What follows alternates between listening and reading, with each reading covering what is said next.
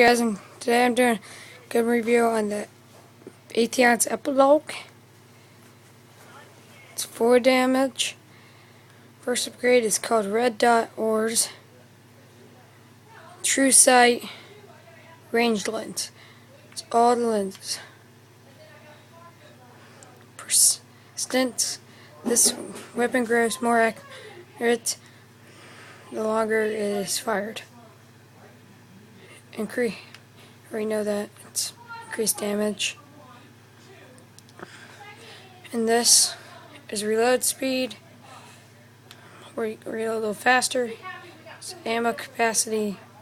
You get like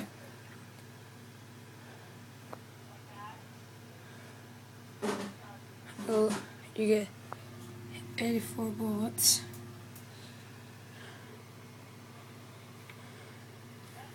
And you go back, so I have lower recoil.